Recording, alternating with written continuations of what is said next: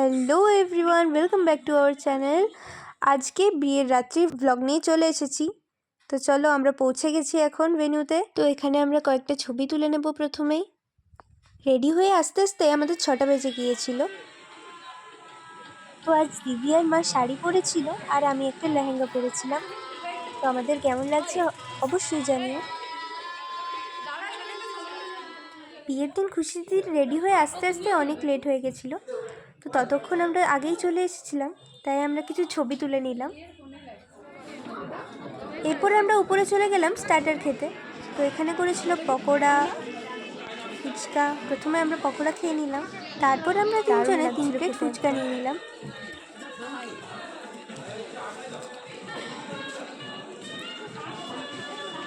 এটা হলো আমার দিদাও আমাদের সাথে ফুচকা খাচ্ছিল।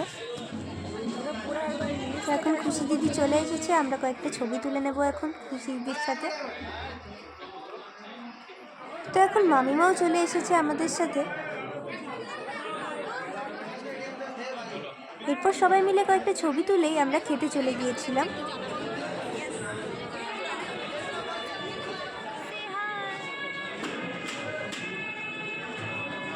মেনুতে কি করেছিল তো চলো দেখে নেওয়া যাক। প্রথমে পড়ে গিয়েছিল পাতে একটা করে ফিশ কবিরাজি, দারুণ খেতে লাগছিল কাসুন্দির সাথে। তো তারপরে পাতে পড়ে গিয়েছিল কলাইশুটির কচুরি আর চানা মশলা, ছিল ফ্রাইড রাইস আর চিলি ফিশ। দেন খেয়েছিলাম আরেকটা ফিশের আইটেম।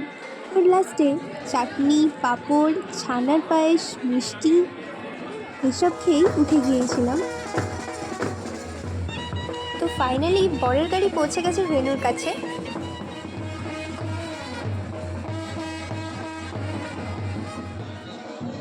আর এই হচ্ছে আমাদের জামাইবাবু। এখন বিয়েতে বসে গেছে। এই অনুষ্ঠানগুলো দেখতে আমার খুব ভালো লাগে। আর এখন চলছে খই পোড়ানোর পালা, আর সবার শেষে এই সিঁদুর দান।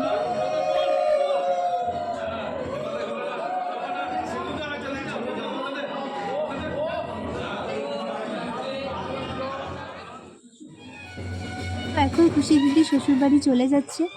তো আজকের ব্লগটা ভালো লাগলে লাইক, কমেন্ট, সাবস্ক্রাইব করতে ভুলো না। তো আজকের ব্লগটা এই পর্যন্তই, দেখা হচ্ছে নেক্সট ব্লগে। বাই।